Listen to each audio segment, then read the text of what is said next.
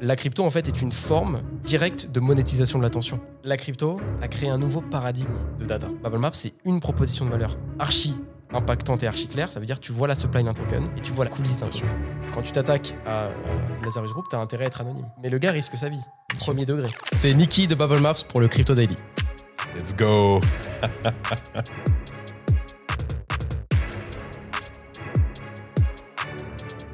Nico, comment ça va? Ça va et toi? Merci de m'accueillir, les locaux sont somptueux. Je t'ai vu en train de prendre des petites photos, etc. T'as kiffé? Non, franchement, c'est intime, il y a des petites couleurs. En plus, t'as fait l'effort de mettre les couleurs de la marque BubbleMaps, un peu violet, un peu rose. Toujours ton fond, là, il est parfait. C'est nickel, merci. Et la petite déco un peu crypto, il y a des petits livres crypto, des petits... J'ai vu que t'avais ramené ton décor et tout. Non, franchement, le taf est fait, hein, les gars. Ah, ça, on essaye vraiment au maximum. En tout cas, je suis très content de te recevoir.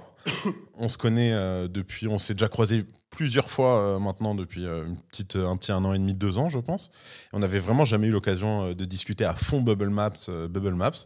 Donc là... on va mettre les choses dans le contexte. On est au lendemain de votre levée de 3 millions d'euros. Félicitations encore pour ça. Merci beaucoup. Et on a plein de questions à te poser. Alors, je te propose qu'on commence, si tu es OK avec ça. Allez, ça part. Let's go. Est-ce que tu peux te présenter rapidement et aussi nous dire comment tu es rentré dans la blockchain? Alors, effectivement, Nicolas Véman, les intimes m'appellent Niki Bubbly. C'est comme ça que je suis un peu connu dans l'écosystème crypto. J'ai 30 ans. Okay. Je suis le CEO de BubbleMaps. J'ai eu bien des aventures dans la crypto. Je suis diplômé d'école d'ingénieur, j'ai fait Centrale Supélec. J'ai découvert la crypto fin 2017, c'était le pic du bull run à l'époque. Tout le monde autour de moi en parlait, l'attention médiatique était à son paroxysme. Ça valait combien de Bitcoin à ce moment-là? Ah, bonne question. Je pense que 2017, je sais que c'est monté pratiquement à 20 000, si je dis pas de bêtises. Enfin, bref, à l'époque en tout cas. Donc je découvre la crypto et je tombe amoureux de l'écosystème. Je tombe amoureux de l'écosystème parce que c'est un écosystème qui est en construction, qui est dynamique, qui est vibrant. Et moi, depuis l'école d'ingénieur, il n'y a rien qui me faisait vraiment vibrer professionnellement. Okay. Tu vois, je m'étais... Excuse-moi, je te coupe, mais tu étais encore à l'école d'ingénieur à ce moment-là? Non, en fait, donc je suis diplômé depuis 2016. Et en sortie d'école d'ingénieur, j'ai fait un peu de conseil. Okay. J'ai fait un peu de conseil en stratégie, mais ça ne m'animait pas. Tu vois, je ne me réveillais pas le matin en me disant « Trop bien, une nouvelle journée, je vais pouvoir faire un truc que je kiffe ». Pas du tout, je n'étais pas dans cette optique-là. Okay. Et je m'étais déjà habitué à l'idée que j'allais faire une carrière chiante mais bien payée. Ah oui. Comment est-ce qu'on s'habitue à ça, de se dire je vais faire un truc trop chiant tous les jours de ma vie, ça va être chiant, je vais être bien payé mais ça va être chiant? Pourquoi? Parce qu'en fait il y a rien vraiment, j'avais aucune passion professionnelle. Okay. Ça veut dire que quand j'étais en école d'ingénieur, il n'y avait pas un sujet qui m'animait où j'avais envie d'en savoir plus. Vraiment, en termes professionnels, j'avais jamais eu vraiment de passion ou de choses qui m'enivraient, qui me faisaient vibrer. Okay. J'avais des passions extrascolaires. Bien sûr. J'aime bien le gaming, etc. Mais il n'y a rien professionnellement où je me suis dit je vais pouvoir en faire une carrière. D'accord. Et donc, quand je suis tombé sur la crypto, ça a été pour moi vraiment une découverte, c'est-à-dire la découverte de ça y est, il y a enfin un truc qui me fait vibrer que je pourrais éventuellement transformer en un métier. Et en fait, quand j'ai vu cette perspective-là, je m'y suis accroché un peu comme un désespéré. Magnifique. Comme un naufragé qui voit le radeau au milieu de l'océan, au milieu de l'océan de l'ennui. Et en plus, à ce moment-là, quand tu dis écosystème, on parle de l'écosystème crypto, il n'y en avait qu'un seul, il n'y avait pas un écosystème français ou c'était minuscule ce qu'il y avait à ce moment-là. Ouais, peut-être des vidéos d'acheteurs, mais c'est encore... Il y avait quelques anciens quand même. Enfin, honnêtement, je dis 2017 les anciens, mais la France a toujours été assez précurseur sur la crypto. Il y a toujours un écosystème. Je me rappelle à l'époque, j'allais à tous les Crypto Monday. Il y avait déjà une scène où tous les lundis, il y avait des events. Et en fait, ça a été assez rapidement, je trouve, imprégnant d'aller dans cet écosystème, de rencontrer les gens. Bien sûr. Et très vite, je me suis fait des potes en France. Donc ça a été un début. Voilà, donc il y a eu ce moment où je découvre la crypto, où je tombe amoureux de l'écosystème. Et à cette époque-là, ça faisait 2 ans que je travaillais en conseil. Et très rapidement, cette passion s'est transformée en un métier.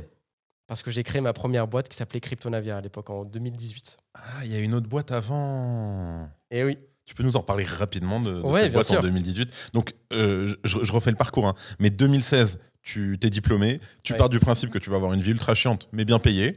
tu découvres la crypto. Ouais. Tu lances une première boîte avant BubbleMaps. Donc, c'est pas Cryptonavia qui a devenu BubbleMaps. Non, c'est 2 boîtes différentes. Alors, tu vas voir que en fait, l'histoire est continue. Allez, raconte-moi. Ok, je te raconte. En fait, Cryptonavia, c'était déjà dans la data. Okay. On faisait de l'agrégation de data off-chain. Okay. Donc, quand je dis off-chain, ça veut dire que c'est toute la data qui n'est pas produite par une blockchain. Tu peux nous donner des exemples? Bien sûr, c'est la data traditionnelle sur le web. Donc, on agrégeait, par exemple, les informations sur le prix, sur le market cap, des cryptos, des top cryptos de l'époque. Tu vois, Ripple, Litecoin, bon, c'était vraiment une autre 2018, c'était une autre ère pour la crypto. On regardait ce qui se passait sur les réseaux sociaux, le sentiment sur les réseaux sociaux pour voir si les communautés, elles étaient enthousiastes ou si elles étaient pessimistes. On allait voir sur GitHub pour voir si les devs, ils bossaient encore sur le... de bosser. Ils continuaient s'il y avait une équipe technique active, etc. Et on regroupait toute cette information dans un dashboard. Donc en fait, tu peux voir ça comme un coin market cap avec plus de vertical. Et au final, ça suit un peu, enfin ça précède un peu. Tu comprends le pourquoi Bubble Maps quand tu as eu toutes ces datas off-chain et ensuite tu décides d'aller on-chain, j'imagine. C'est un peu ça la transition. Donc 2018, tu lances cette startup. Comment ça avance? On lance cette startup en 2018. On travaille dessus pendant 1 an, un peu en silo, un peu sous les radars. On se dit, OK, on identifie un problème, on conçoit un produit et on le sort. Et là, vraiment, on a galéré avec le go-to-market. On a fait plein d'erreurs. En fait, Cryptonavia n'a pas marché parce qu'on était jeune entrepreneur. Bien sûr. On découvrait la crypto aussi, donc c'était pas forcément le meilleur cocktail. Et surtout, je dirais qu'intrinsèquement, on n'avait pas compris les mécaniques de viralité et les mécaniques communautaires qui sont intrinsèques à la crypto. C'est lesquelles pour toi? Pour moi, c'est qu'en fait, la crypto nous a appris ou a confirmé la nouvelle économie dans laquelle on vit. D'accord. Ça veut dire qu'on est dans une économie de l'attention. La crypto, en fait, est une forme directe de monétisation de l'attention. C'est-à-dire que le cours d'une crypto, quand il y a une hausse du cours, c'est qu'il y a une hausse de l'attention qui se convertit directement en pression acheteuse. Quand il y a une baisse d'un cours, c'est en gros un désintéressement et des gens petit à petit qui vendent. L'économie de l'attention, ça fait longtemps qu'elle existe. C'est pour ça que tous les youtubeurs, tous les influenceurs à succès, dès qu'ils lancent un produit, ça cartonne. C'est pas parce que leur produit est 100 fois meilleur que la concurrence, c'est parce qu'ils ont déjà le reach, ils ont déjà l'attention et donc ils arrivent à la convertir en business. C'est très intéressant. Via leur reach. Et la crypto, je trouve que c'est une forme à apporter une forme nouvelle de monétisation de l'attention. Ok. Et donc, quand tu fais un produit, même si tu n'as pas ta crypto, même nous qui faisions un produit à l'époque de data, Cryptonavia, on n'avait pas assez incarné cet aspect communautaire. Donc, on était un peu timide sur nos réseaux sociaux, on partageait des petits updates de temps en temps, mais pas assez. On n'arrivait pas à émuler, à fidéliser une audience autour de notre produit. C'est pas compliqué de fidéliser une audience en crypto quand tu n'as pas de token derrière? Justement, si. C'est plus difficile parce que, évidemment, un token, dans le monde Web3, c'est une arme. C'est une arme marketing qui est énorme, qui te permet de fidéliser une audience, de la galvaniser. Bien sûr. Parce que du coup, ta base d'utilisateurs devient une base d'investisseurs. Et les investisseurs, ils vont avoir 100 fois plus de passion pour toi. Bien entendu. C'est des super power users. Donc les gars, ils vont liker tout ton contenu, ils vont partager tout ce que tu fais, ils vont être tes premiers bêta-testeurs. Et c'est une arme qui est très importante. Et c'est pour ça que dans le cadre de cette levée qu'on a annoncée il n'y a pas longtemps, on a également annoncé BMT, le token officiel de Bubble Maps. Dont on va revenir juste après. Ouais, je te dirai plus alors tout à l'heure. Ok, donc c'est quoi la fin de la startup Cryptonavia? Alors Cryptonavia, du coup, 2018, on commence en 2018, en 2020, on décide d'arrêter. Ok, donc elle tient quand même 2 ans. C'est pas... Tenir, c'est un bien grand mot. Ok. Elle était sous ventilateur. Elle était sous ventilateur, j'allais dire sous respirateur. Sous respirateur artificiel. Exactement. Okay. Clairement, on a eu 0 client. Okay. Vraiment, on n'a pas réussi. Vous avez appris plein de trucs, j'imagine. On a énormément appris. Et je peux te dire les 3 grandes leçons de Cryptonavia, si tu veux. Première leçon, c'est qu'il faut réfléchir clairement à ta proposition de valeur. C'est-à-dire que Cryptonavia, on avait beaucoup, comme c'est un agrégateur, on avait plein de petites briques qui avaient chacune de la valeur, mais pas une suffisamment sticky, suffisamment impactante que l'utilisateur pouvait voir nulle part ailleurs et pour qu'il revienne chez toi. Okay. Bubble Maps, c'est tout l'inverse. Bubble Maps, c'est une proposition de valeur archi impactante et archi claire. Ça veut dire que tu vois la supply d'un token et tu vois les coulisses d'un token. Deuxième point, c'est qu'il faut ship fast. Ship fast, ça veut dire développer et sortir le plus vite possible. Surtout dans la crypto qui évolue très vite. C'est un écosystème qui est galopant. Et donc, tu n'as pas envie de développer ce qu'on a fait avec Cryptonavia en silo pendant 1 an et sortir à la fin un produit que tu estimes être bon. En fait, il faut sortir très vite. Nous, avec Bubble Maps, c'est ce qu'on a fait en 2 semaines. On a sorti le MVP. Okay. Et derrière, on a itéré. Et ensuite, tu t'améliores? On améliore, on itère avec nos utilisateurs. Okay. Et troisième point, c'est surtout sur l'attention. C'est-à-dire que on est dans une économie de l'attention, comme je te disais. Et avec Cryptonavia, on avait un petit compte LinkedIn où on partageait nos updates un peu timidement. Voilà ce qu'on fait. Oui, légèrement. Léger. On tartine pas trop. On tartine pas. Okay. Bubble Maps, tout de suite, on s'est jeté dans l'arène de l'attention, à cœur perdu. Okay. Sur Twitter, sur Telegram, on fait du contenu qui est extrêmement intéressant, captivant. À fond. On fait des enquêtes où on apporte sincèrement de la valeur.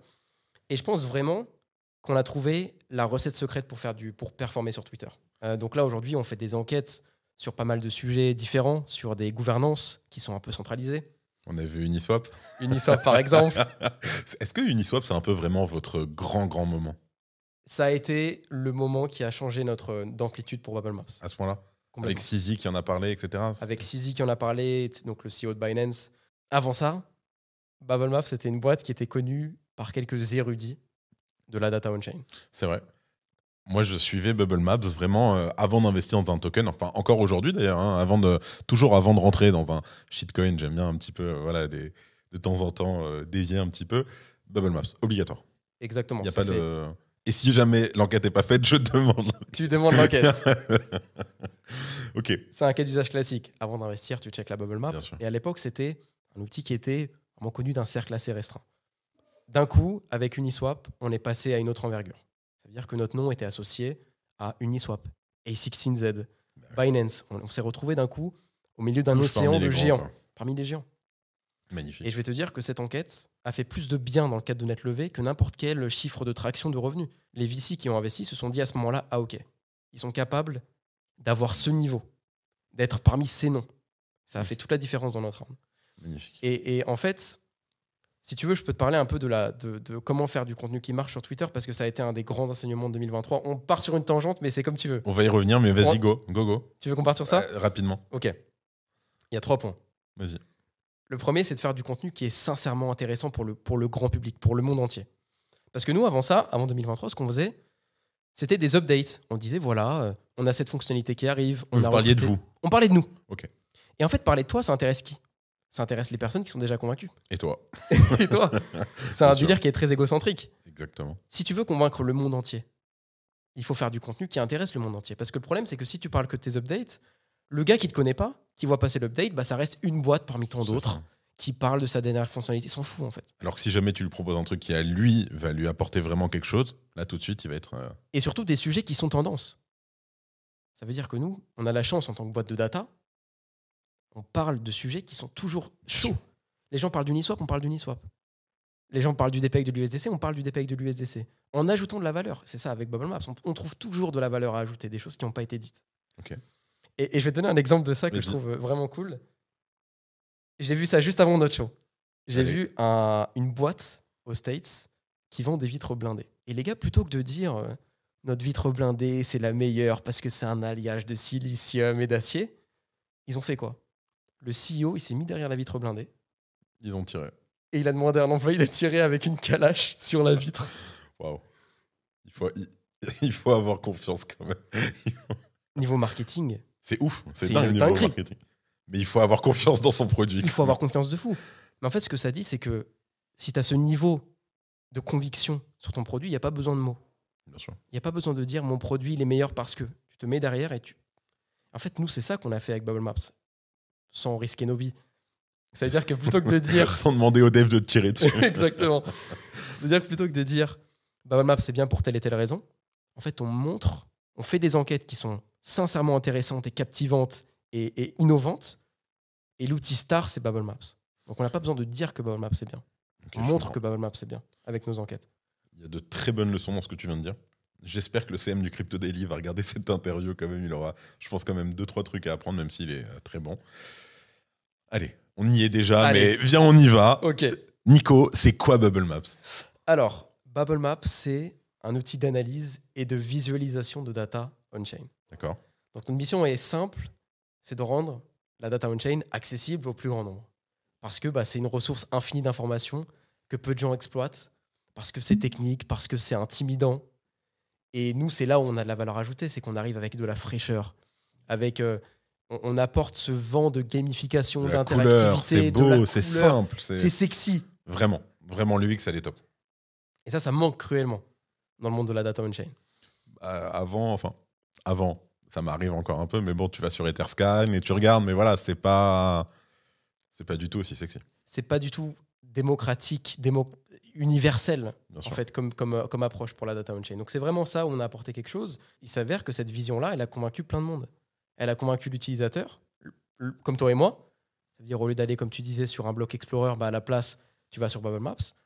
Elle a convaincu des blockchains, c'est-à-dire qu'on travaille avec Arbitrum, Polygon, Avalanche, qui ont vraiment des raisons de sensibiliser leur public au sujet de data on-chain. Ça, c'est eux qui viennent vous voir pour bosser avec vous, ou c'est vous, de base, vous pouvez bosser avec eux sans qu'eux aient leur mot à dire, j'imagine? On peut bosser sur leurs écosystèmes sans avoir leur accord. Mais par contre, on préfère toujours rentrer chez eux avec une invitation. Bien entendu. Parce que derrière, c'est tout un écosystème qui s'ouvre à nous. D'ailleurs, il y en a qui ont participé à notre levée. Donc, c'est des relations qu'on a su pousser jusqu'à avoir carrément des investissements. Donc, ça vaut le coup d'aller chercher des relations en plus. Et donc, tu disais que tu as des protocoles et des projets qui utilisent Bubble Maps pour suivre le comportement de leurs investisseurs. Comment ça marche, ça? Alors, concrètement, à travers la Bubble Map, en fait, la Bubble Map raconte une histoire sur le token. Okay. Par exemple, on a travaillé avec OneInch, avec TraderJoe, avec les amis de Blackpool, de Paraswap. Okay. Et concrètement, la Bubble Map, c'est tout ce qui s'est passé en fait, dans la vie du token. On voit quand on remonte le temps, on peut voir l'historique des transactions, on peut voir qui sont les VC, on peut voir qui est l'équipe, on peut voir ce qui s'est passé, on peut voir le comportement des acheteurs, s'ils ont vendu, s'ils ont acheté. Tout ça se transmet, se virtualise dans la Bubble Map. Donc, au travers de la Bubble Map, c'est tous les événements importants dans la vie du token qui se matérialisent. C'est pour ça qu'on travaille avec des tokens. Et puis, plus récemment, on a été contacté par des acteurs un peu plus traditionnels. Typiquement des acteurs de la sécurité intérieure française. Okay. Des industriels, des banques qui ont beaucoup d'enjeux de data on-chain et qui ont besoin d'un champion français, d'un champion européen. Tu n'as pas forcément envie d'utiliser tout le temps des boîtes américaines qui ont leur serveur aux States. Donc vous êtes français totalement? On est français totalement, la boîte est française. Okay. Et donc d'un coup, on a vu là aujourd'hui beaucoup de demandes d'industrie française ou d'acteurs de l'écosystème français qui ont besoin d'un acteur français. Alors, comment ça se passe?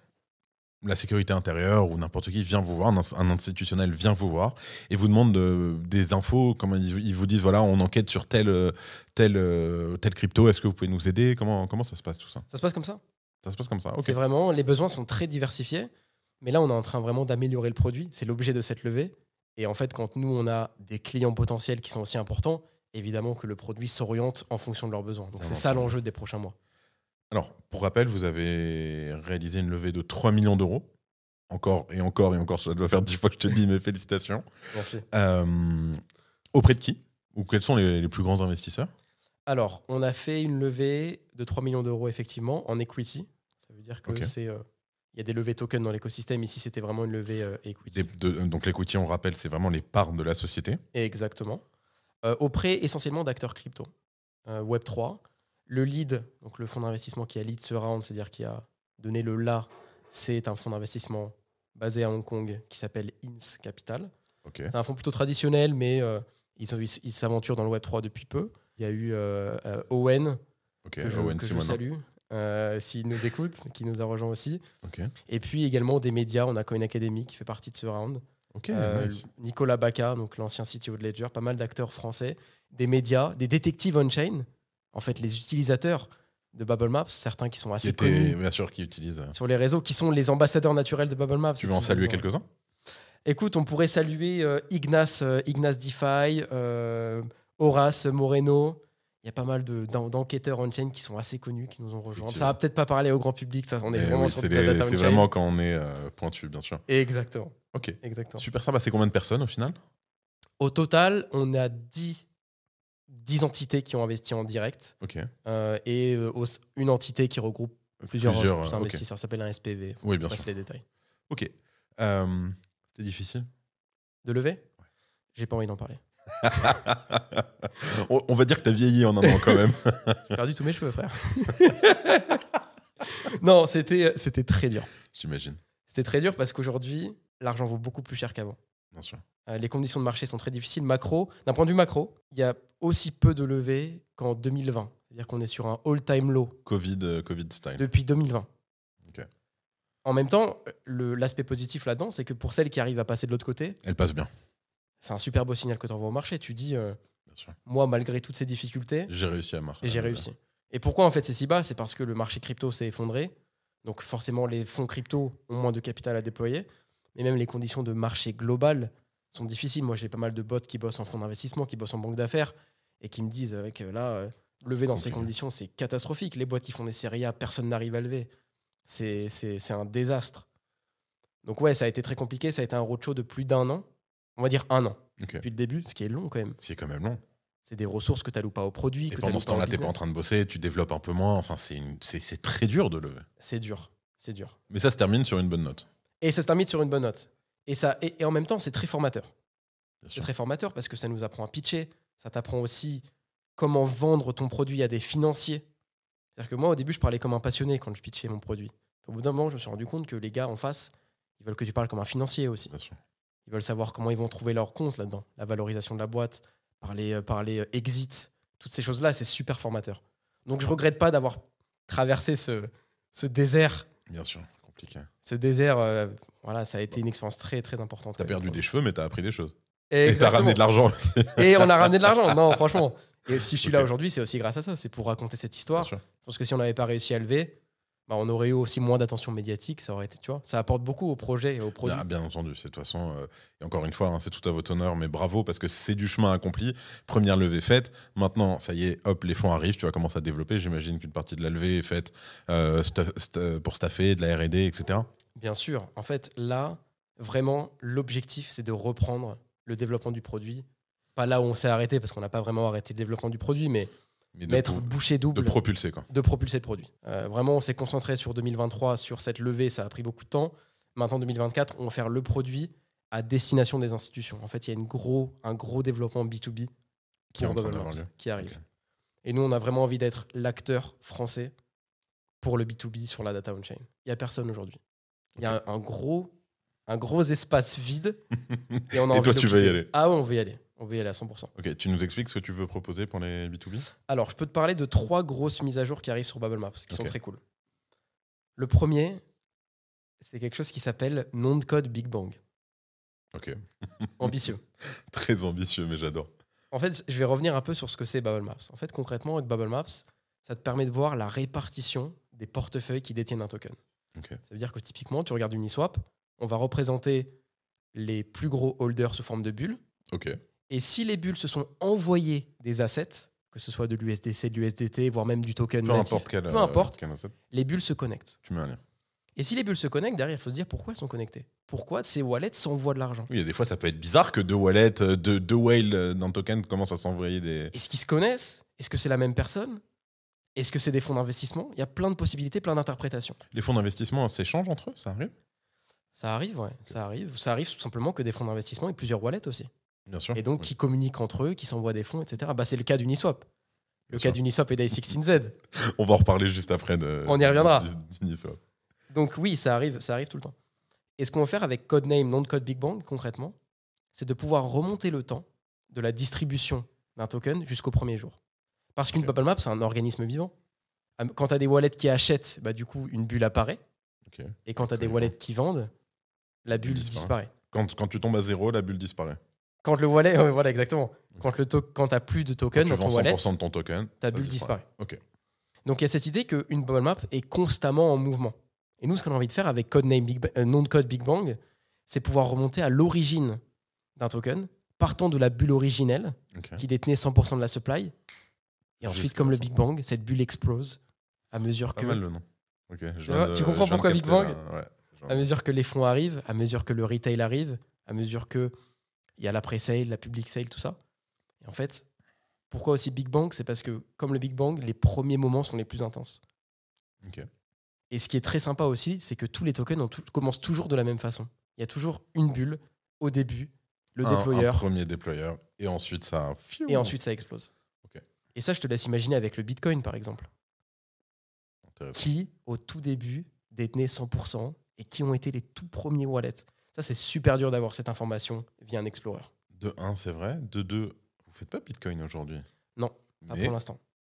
Pas pour l'instant. On fait que les blockchains EVM, mais ça fait aussi partie de la du roadmap. développement, hein. du roadmap. On va être sur toutes les blockchains, sur toutes les... C'est vrai qu'il y a quelques semaines, j'ai vu un tweet d'Owen qui demandait est-ce que vous avez les top 20 holders de les Bitcoin. top holders all-time, enfin à l'ancienne de Bitcoin, etc. Ouais. Et c'était difficile à trouver cette data. C'est pratiquement Ouais, impossible. Ok.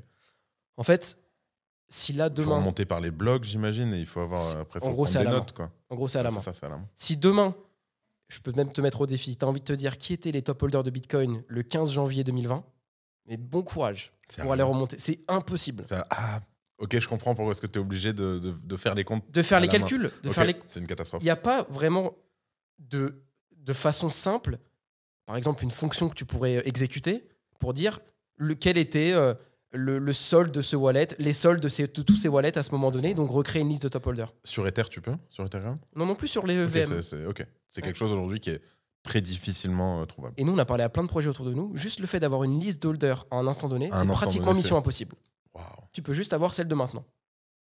Waouh, ok, je pense, je savais pas. C'est un défi technique énorme. Et donc là, je te laisse imaginer avec codename, nom de code, j'arrête pas de dire le nom en anglais. C'est pas grave. Avec nom de code Big Bang, non seulement tu pourras avoir cette liste de holders dans le temps, mais également la relation avec elle, dynamiquement, avec une sorte de film. Jusqu'à aujourd'hui, une film de la distribution au travers du temps. Donc voir comment la liste des holders évolue et surtout les relations entre ces holders. Ça va être super intéressant. Ça, c'est le premier. Okay. Et pour les deux autres, je vais aller plus vite. Le deuxième, c'est la capacité... T'as oublié de dire le codename. Non, il n'a pas de codename. Si, il s'appelle Bubble Labs. Mais je voulais pas vous saouler avec des noms à chaque fois. Codename Bubble Labs. Codename Bubble Labs. Le numéro 2, en fait, c'est la capacité qu'auront nos utilisateurs à créer n'importe quel Bubble Maps. Okay. Pas seulement les top holders, mais n'importe quel set de wallet pourra être transformé en une Bubble Maps. Exemple. Par exemple, tu as envie de créer la Bubble Map des 100 premiers acheteurs. Okay. Même si, entre-temps, ils ont vendu. Parce que les 100 premiers acheteurs, c'est potentiellement des gens qui ont eu tous la même information au même moment. Donc ça peut être super intéressant de voir comment ils sont connectés. Et après, tu peux retrouver avec d'autres wallets, enfin d'autres cryptos sur lesquels ils ont pu rentrer. Et exactement. Et derrière, tu peux rajouter des wallets, les enlever. Cette capacité de créer sans entrave une Bubble Map. Et le troisième point, c'est de l'IA pour aider à l'interprétation. Codename. Pour le coup, il n'y a pas de codename. Magic Hand. Okay. Voilà. Parce qu'en soi, quand tu regardes une Bubble Map, moi aujourd'hui, tu me donnes une Bubble Map, je suis capable très vite de te dire, OK, ça c'est les VC, ça c'est l'équipe, ça c'est du marketing, ça c'est une pre-sale, ça c'est un scam. Parce que je reconnais les formes géométriques et ce qu'elles veulent dire. Okay. Chaque forme géométrique porte une histoire et une interprétation. Mais l'utilisateur qui débarque pour la première fois sur Bubble Maps, il n'a pas forcément cette expérience. Bien sûr. C'est vrai qu'au début, Bubble Maps, quand tu commences, tu comprends facilement c'est quoi t'arrives facilement à intégrer du moins la solution. Mais à partir d'un moment, tu te dis, OK, je vois des datas, mais il faut que j'apprenne à les interpréter aussi. Ouais. Il y a tout ça qu'il faut suivre. Et là, c'est un cheminement un poil plus compliqué. Je suis d'accord avec toi. Je suis d'accord. Parce qu'en fait, Bubble Maps, concrètement, c'est un télescope. C'est un télescope, tu regardes à travers, et comme si tu contemples l'espace, tu vois des choses. C'est beau, mais tu sais, voilà, il faut savoir c'est beau. Il se passe des choses, mais parfois, il y a ce niveau supplémentaire, ce degré d'au-dessus où, OK, voilà, je comprends ce que ça veut dire derrière. Je comprends cette étoile, ce qu'elle signifie, ce qu'elle représente. Ici, c'est la grande ours. Il y a quand même cette idée-là. Ouais. Et nous, on n'a pas envie de laisser l'utilisateur dans le noir quand il utilise Bubble Maps. On fait beaucoup de contenu éducatif aujourd'hui pour permettre à l'utilisateur d'avoir ce niveau de connaissance, mais on a envie d'aller plus loin avec des fonctions d'interprétation. Donc voilà, pour répondre à ta question, en gros, sur les fonctionnalités qu'on veut faire là dans les prochains mois, c'est ça. Okay. Maintenant, pour ce qui est vraiment institution, on va aller beaucoup plus loin. Et ça, c'est des discussions qu'on a actuellement avec pas mal d'acteurs de sécurité intérieure. Je ne peux pas trop en dire plus pour l'instant, mais c'est en cours. Tout ce qui touche à la sécurité, ça reste un peu touchy. Très clair. Donc, tu nous parlais d'un token qui va arriver. On va y revenir dans 2 minutes. Juste avant, j'aimerais qu'on fasse une petite enquête. OK. Tu nous fais rapidement, avant de parler du token, l'enquête Uniswap ? Avec plaisir. Alors, bon, je sais qu'il y a certains d'entre vous qui l'ont déjà entendu pas mal de fois, cette histoire, donc m'en voulez pas.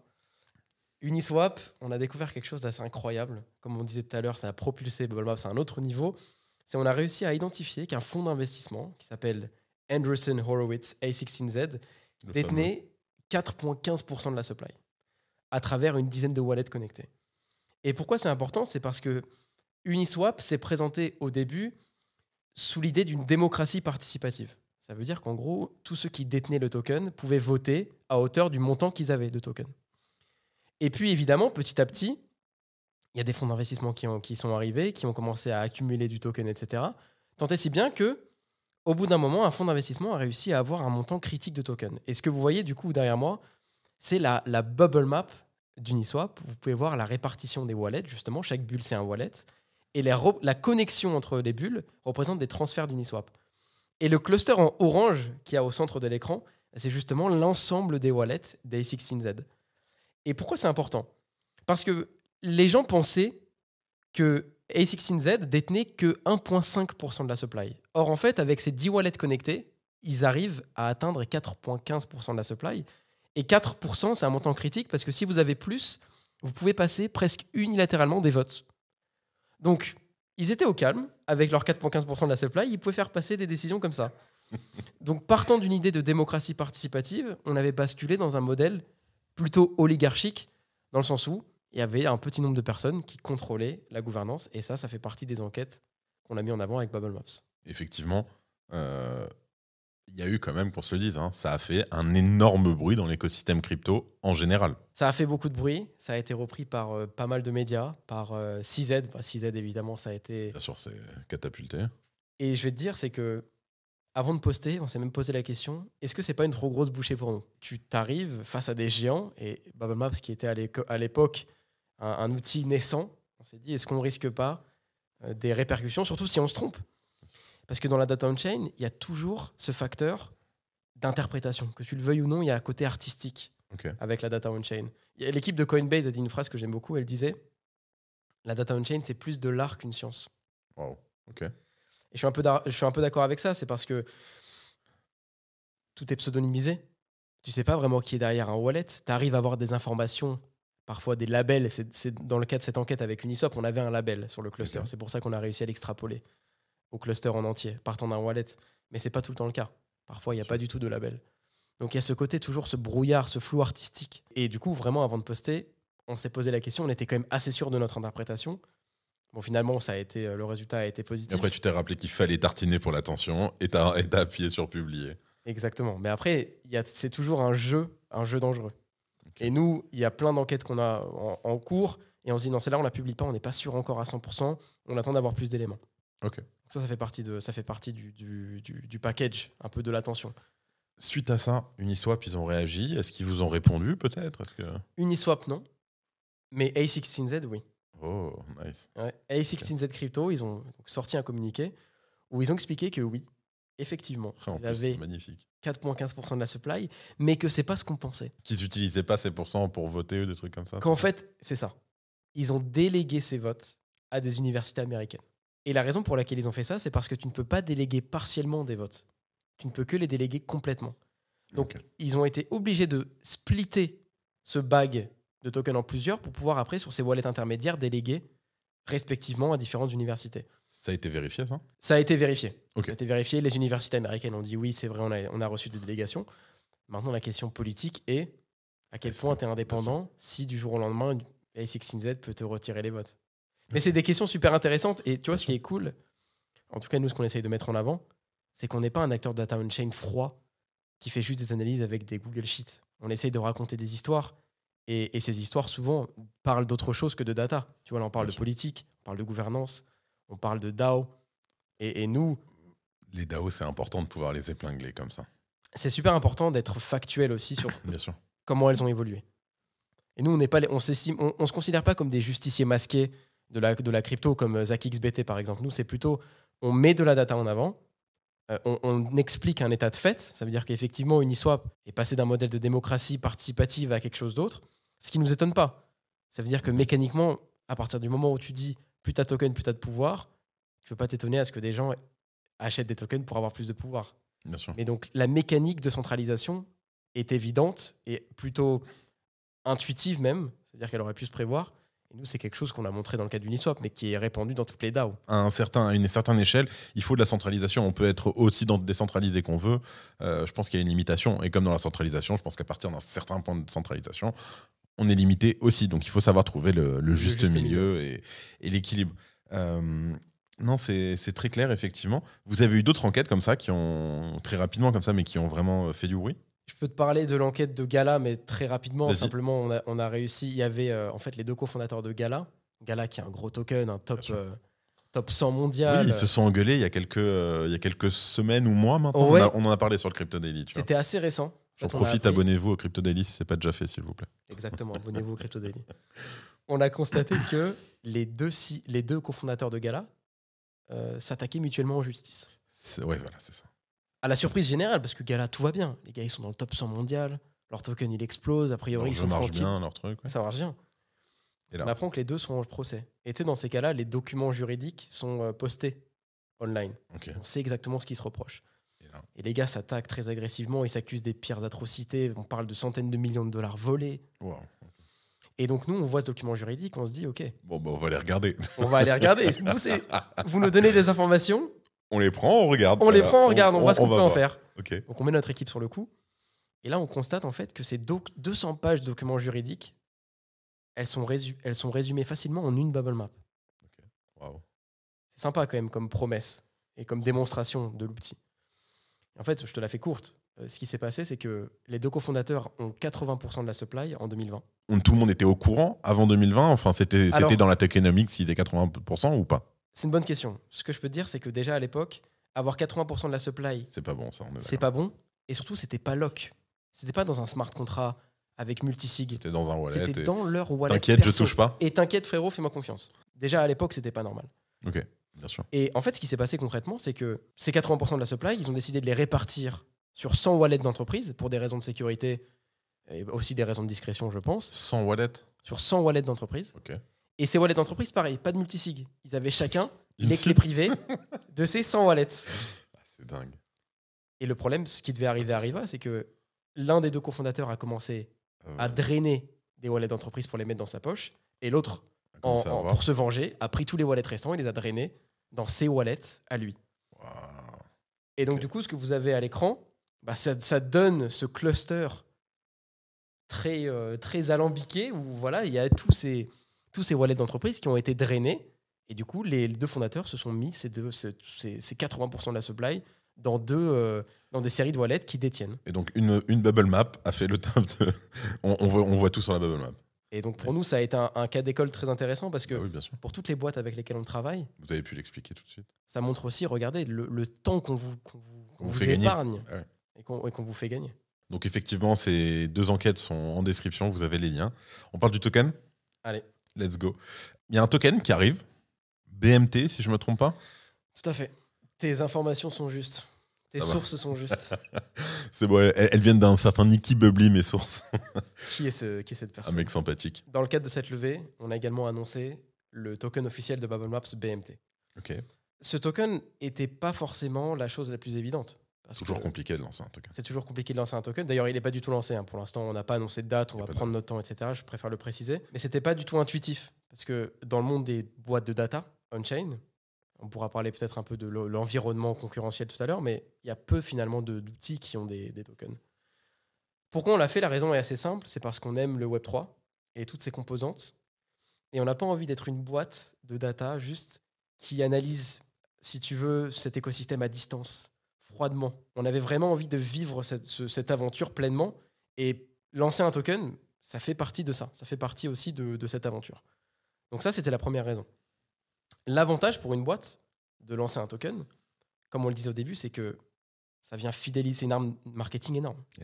Qui vient fidéliser une audience, même la galvaniser. Donc des personnes qui, d'un coup, deviennent des fervents... Des ambassadeurs. Des ambassadeurs. C'est plus des clients, c'est des ambassadeurs. Et c'est une arme incroyable. Okay. Maintenant, il faut faire les choses correctement. Ça veut dire que si derrière, ton token, c'est un pump and dump, que tu dois te trimballer... Et l'avoir sur le dos toute ta vie. Et l'avoir sur le dos tout le temps, horreur. c'est une catastrophe. C'est pour ça qu'on a envie de faire les choses correctement, avec des tokens mix vraiment solides, une vraie utility derrière. Ça va être quoi l'utility ? Il y a plein de choses qui sont là pour l'instant en cours de développement. Tu peux nous en donner une petite comme ça ? Le truc de base, mais vraiment ça c'est la base, c'est que si tu détiens le token, tu as accès à une ribambelle de fonctions premium. Okay. Ce que je disais tout à l'heure, avoir la donnée historique exhaustive, nom de code Big Bang, Bubble Labs, l'IA d'interprétation, tout ça, c'est des fonctions tout ça, c'est via token. Premium. Okay. Ça, c'est via token. Mais ça, c'est juste la surface. Et derrière, il y a énormément de choses qui sont en développement. C'est pour ça qu'on prend le temps aussi. Et au moment de sortir ce token, il y aura vraiment cette phase d'évaluation. Est-ce qu'on est satisfait ? Sinon, on ne lance pas. Donc ça, c'est le côté avantage. Okay. Maintenant, il y a des inconvénients à lancer un token. Les inconvénients, évidemment, c'est que c'est une charge de travail en plus. D'un coup, tu as l'aspect token à gérer, en plus d'être une boîte de data. Le fait que tes clients deviennent des investisseurs, c'est aussi potentiellement... Ils t'attendent au tournant. Ils t'attendent au tournant beaucoup plus. Parce que malheureusement, on a vu de super projets plonger parce que le token ne valait rien, alors que le projet à côté cartonne et est ultra utile et tout. Exactement. C'est déjà vu. Il y a eu D.Fi là, qui est dans une sauce pas possible depuis le la sauce. Je pense que tu as lancé. Et mérité. Bien sûr. Vu leur communication, etc. Mérité. Mais tu vois, les gars, dommage. Ils avaient un produit qui cartonne, ça c'était vachement bien. Ils ont Tout cassé. C'est des années de travail juste parce qu'ils ont lancé un token de la mauvaise façon. Donc, tu vois, il y a quand même une charge. Et puis, dernier point, c'est que nous, on est une boîte française. On évolue dans un écosystème avec Une régulation, peut-être. Une régulation encore incertaine, peut-être pas en 100% claire. Donc tout ça, c'est des inconvénients de lancer un token. Mais nous, on pense que le jeu envoie la chandelle. C'est ça qu'on a quand même envie de le faire. Pour rappel, ceux qui sont rentrés donc, dans la levée, il n'y a pas de private sale de token pour l'instant. C'est vraiment juste de l'equity. Alors, pour ceux qui sont dans la levée, si. Okay. C'est equity et il y a un token warrant. Ça veut dire que tu as un droit d'entrée sur le token. Ok, mais mais ça reste plus tard. Voilà, ça reste plus tard. On a une date sur le token ? Pas de date. Pas de date, ok, mais ça arrivera tranquillement, quoi. Ça arrivera tranquillement. Honnêtement, on n'est pas pressé. Il faut pas se presser. 2024, potentiellement. Peut-être 2025. Peut-être 2025. On en est là. On n'est pas... Tu vois. Non, mais de toute façon, t'es pas obligé. Tu l'as pas lancé. T'es pas dans un rush de produire, de trucs. Là, pour l'instant, tu te focuses sur ton produit. Sur toi, tu m'as dit que tu avais pris un peu de vacances bien méritées récemment. T'as l'air bien quand même, là. Tu vois, t'as l'air un peu... Je suis bronzé un peu ? Non. C'est honnête. Je sais pas où t'es allé, mais... Il a plu pendant une semaine, donc... Ah, bon. Au moins, t'as pu déconnecter un peu. Ouais, j'ai pu déconnecter. En fait, si tu veux, après un an de roadshow, on a tellement donné roadshow pour la levée. En fait, c'est comme un marathon. Je me sentais transpirant, tu vois. J'avais pas pris ma douche. Et là, vraiment, ces vacances, ça a été une façon de relâcher et surtout derrière de passer sereinement à la suite, de mettre une vraie pause. Ok, ça fait 2 ans qu'on travaille, on a atteint cet objectif. Maintenant, il faut trouver pas trouver la force, c'est un peu trop, mais redémarrer avec une nouvelle énergie. Relancer la machine. Il faut relancer la machine avec une nouvelle énergie, des nouveaux objectifs. Ok. Tu dis beaucoup on. Vous êtes combien aujourd'hui dans l'équipe de Bubble Maps ? Alors, on est 4 cofondateurs. Ok. 6 full-time. Et du coup, on a recruté une 7e personne pour nous rejoindre. On est une petite équipe. Ok, c'est bien cette personne. On est une petite équipe. On a envie d'être 10 en gros. Ok, tu veux pas non plus aller. Non. Je préfère 100 fois avoir une petite équipe de tueurs que partir dans des délires. On est 20, on est 30 et tu burnes ton cash. Les temps sont durs. Hein. Notre optique, c'est on avance en considérant qu'on va plus jamais lever. Ok. En considérant que c'est notre dernier round. C'est une façon intelligente de progresser parce qu'il y a beaucoup de boîtes qui lèvent, qui flambent. Et qui tout de suite, même qui lèvent pour pouvoir refaire une levée dans un an. Et derrière, t'es là, tu dois relever 2 ans après, t'es en galère, etc. Et là, c'est pas la même. Et là, c'est plus compliqué. Là, les temps sont durs. Donc, il faut avancer en étant conservateur. Et là, vous avez eu un bonus, mais on part du principe qu'il n'y en aura pas. Il faut partir du principe que tu relèveras pas. Okay. Comme ça te permet d'avancer sereinement et de d'être pas droit d'être droit dans vos bottes et pas d'engager des dépenses en disant inutile. C'est pas grave, ça va aller. Ouais. Parce que si derrière tu te dis de toute façon dans 2 ans tu relèves, qui sait dans 2 ans ça se trouve le marché mondial sera effondré encore plus qu'aujourd'hui et t'as burné tout ton cash et tu te retrouves c'est une belle leçon. C'est une belle leçon de savoir ça et de l'adapter parce que quand on a l'argent qui arrive ça devient difficile quand même la tentation, le truc mais si on prenait quelqu'un pour ça, se dire non c'est pas facile. Exactement. Vous êtes conseillé pour ça? Non, on est conseillé par nos investisseurs. Nos investisseurs aussi, ils la sentent, cette vague de déprime globale. Bien sûr. Et eux aussi, ils nous disent, les gars, franchement, vous avez réussi, mais soyez prudents, etc. Donc oui, on a des conseils qui viennent de nos investisseurs quand même. Ok. Est-ce qu'on peut parler un petit peu de certains de vos concurrents, notamment qui font aussi de l'analyse on-chain, peut-être donc différente de ce que vous proposez? Je vais notamment penser à un Onsen, ou parfois même pas vraiment un concurrent, parce que j'imagine qu'ils utilisent aussi vos outils, mais un ZachXBT, etc. Déjà, je tiens à dire quelque chose d'important. Bien sûr. C'est que la crypto a créé un nouveau paradigme de data.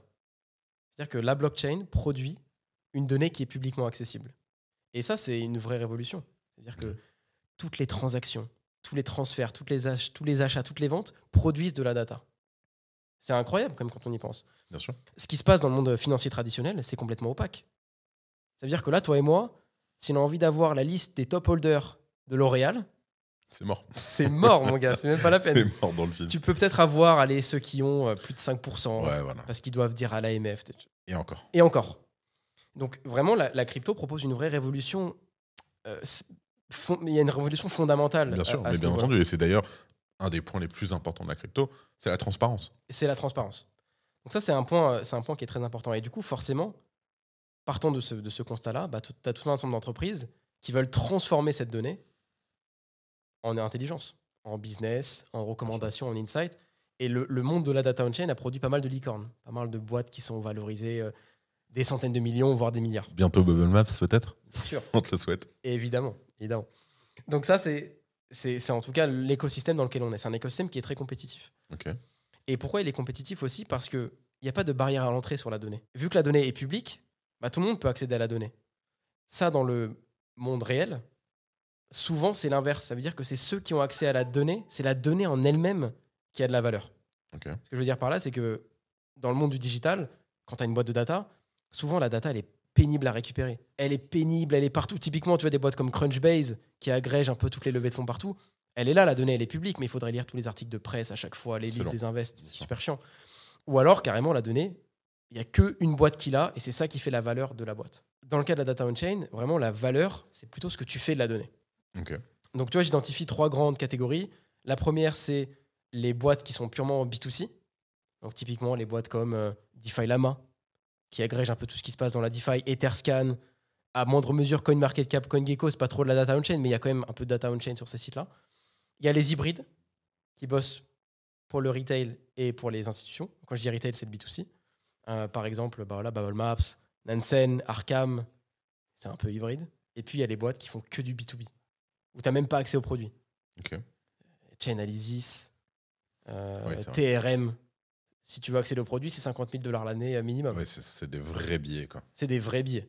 Donc, il y a je dirais, il y a ces trois acteurs-là.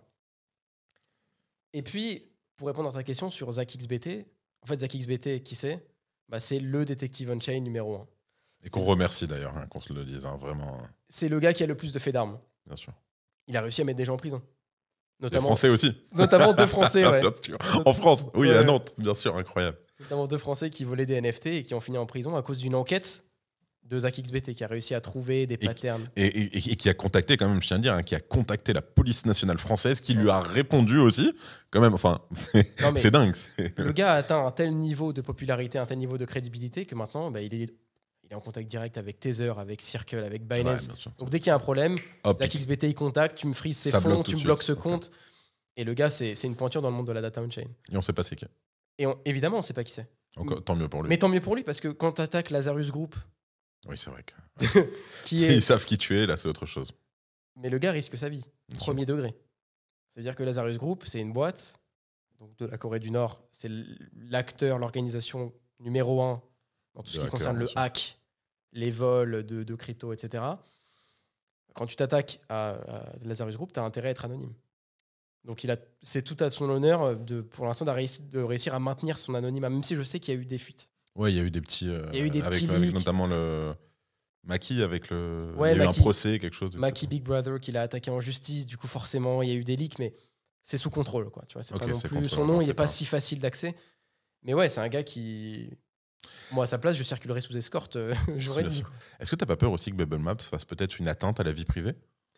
Alors, c'est une excellente question parce que, en réalité, dans le monde de la crypto, il y a toujours cet équilibre à trouver entre la transparence et la confidentialité. C'est toujours une ligne un peu subtile. D'ailleurs, tu remarqueras que dans le monde de la crypto, les vrais outils de confidentialité, les vrais, sont tous ban. Tornado Cash, etc. Tornado Cash, Monero, Zcash, tout ça, c'est ban. Bien sûr. Donc, en fait, on évolue dans un écosystème qui est faussement confidentiel. Oui, qui est pseudonyme. C'est pseudonyme. Et je trouve que pendant trop longtemps, on s'est un peu bercé d'illusions en se disant ouais, on est sur des blockchains EVM, on est tranquille, on est anonyme. En fait, pas Ils viennent vous chercher. On est anonyme entre nous. Ça veut dire, moi, je sais pas ce que tu fais, toi, tu sais pas ce que je fais, tu connais pas mes wallets. Par contre, on n'est pas anonyme. Au niveau du layer 0. Au niveau des gouvernements, ils savent très bien. Et pourquoi ils savent très bien? Parce qu'on est tous à 1 degré d'un wallet KYC. Bien sûr. Ça veut dire que nos wallets qui sont soit prétendument anonymes... Il suffit qu'on envoie ou qu'on reçoive vers Binance et c'est fini. En fait, tu as envoyé un BNB ou un Ether depuis un wallet de Binance. Tout le monde le sait, ouais. Donc, je pense vraiment que... J'ai pas de stats sur ça. Mais que là, 90% des wallets pseudonymes sont très facilement reliés à des wallets KYC. De toute façon, il faut les fonder d'une manière ou d'une autre. Il faut les fonder. C'est toujours le problème originel. Comment tu mets le premier C'est pour ça qu'ils ont tout de suite mis des KYC sur les exchanges, parce qu'ils savaient que personne n'allait se faire chier à miner pendant des heures ou à stacker. Même pour stacker, de toute façon, tu es obligé de... Enfin, une fois que tu as de l'argent pour l'amener en crypto, en général, tu as un KYC et c'est de là que ça part, quoi. Exactement. Donc nous, comment on se positionne par rapport à tout ça? Évidemment, il faut qu'on trouve aussi une ligne rouge. Nous, la politique qu'on a aujourd'hui, c'est on ne doxe pas des individus. on doxe toujours des entités. Dans le cas d'Uniswap, on a doxé les wallets d'A16Z. Bien sûr. Dans le cas une personne visée. Voilà, exact, le fonds d'investissement. Dans le cas de Gala, on a doxé personne, ils se sont doxés tout seuls. Bien sûr. Avec leur procès. Tu vois. Et dans le cas de Shiba, parce que Shiba, on a réussi, on peut peut-être le mettre à l'écran, Bien sûr. on a réussi à trouver les wallets du fondateur, on ne l'a pas doxé. C'est-à-dire qu'on ne sait pas Vous qui est avez le juste fondateur. dit le fondateur a fait de la merde. On a dit voilà ses wallets. Ok. C'est pas du doc, on n'a pas doxé le gars, on n'a pas révélé son identité. Ce qui est intéressant, c'est qu'après cette enquête sur Shiba, il nous a contactés en nous disant vous me mettez dans une position délicate parce que maintenant tous mes wallets sont connus. Et il y a eu un peu un jeu du chat et de la souris où derrière il a continué à split ses bagues. Nous derrière on a continué à couvrir cette enquête et ça a été un peu un jeu comme ça d'aller-retour avec lui. Okay. Mais vraiment le fin mot de l'histoire, c'est que on n'a pas doxé cette personne. On ne sait pas s'il est chinois, on ne sait pas s'il est américain, on ne sait pas qui c'est derrière. Vous avez juste dévoilé le méfait sans dévoiler la personne. Voilà. Et surtout, on estimait que quand tu as 2 milliards de dollars de Shiba, tu deviens quand même un personnage suffisamment important pour qu'on mérite de parler. Bien sûr, oui, je suis d'accord. Mais de toute façon, il a fait de la merde. Il mérite au minimum qu'on dise qu'il a fait de la merde. Enfin, ça va. Il n'a pas fait de la merde. Il est plutôt réglo. Ok. Mais il a 10% de la supply de Shiba. Il faut le dire. Et ça mérite d'être dit. Je suis d'accord avec ça. On passe au jeu ? Allez, let's go. Jingle. Bullish, bearish, bullshit. Alors, le premier jeu, c'est bullish, bearish, bullshit. Je te dis un mot, ou une notion, ou quelque chose en crypto, tu me dis ce que t'en penses. Si tu dis bullshit, il faut que tu te justifies. Et si je dis bearish, je vais pas me justifier ? T'as pas besoin. Sauf si je te le demande. Ok. Les bridges. Bearish. Pourquoi ? Directement, tu peux me justifier. Bearish parce que c'est le premier vecteur d'attaque. C'est vrai. Aujourd'hui. Et surtout, je trouve qu'on approche les bridges de la mauvaise façon. C'est-à-dire qu'en gros, un bridge, c'est quoi ? T'envoies tes fonds à un gars, centralisé complètement, et il te dit « Ok, dans 30 minutes, je te renvoie des fonds sur une autre blockchain. » C'est ça la promesse de la DeFi. C'est vrai que oui. Et il t'envoie un asset synthétique si jamais tu veux avoir du wrap Bitcoin. C'est complètement obscur, c'est complètement centralisé, c'est lent, c'est une horreur. Donc le bridge, oui, mais d'une autre façon. L'anonymat. Bullish. Les exchanges centralisés. Bearish. Dernier jeu, fini la phrase. La chute de FTX était... Mérité. Les CBDC seront... Dominants. Intéressant, il faudra qu'on en reparle. Okay. Le prochain bull market arrivera en... 2024. 2024 ? Pourquoi ? Écoute, je croise les doigts, comme nous tous. Le halving. On y croit. Okay. On y croit, on est optimiste. Ok, très bien. Nico, c'est la fin de l'interview. Ben, merci beaucoup de m'avoir invité sur ce plateau si charmant. C'était un plaisir, j'ai appris plein de choses et je suis encore curieux de voir la suite. Codename Big Bang, on attend. Oh là là là là. L'origine des temps. L'origine des temps. Merci beaucoup encore une fois de t'être déplacé, d'être venu à nous, d'avoir passé du temps avec moi. Merci à vous tous qui êtes arrivés jusqu'ici dans l'interview. Comme d'habitude, si ce n'est pas fait, abonnez-vous au Crypto Daily. Vous pouvez aussi vous abonner. Non, même pas, vous devez vous abonner, mais aussi vous abonner à Bubble Maps. On va mettre les liens en description. C'était Nico et Benjamin pour le Crypto Daily. Et c'est fini. Coupé.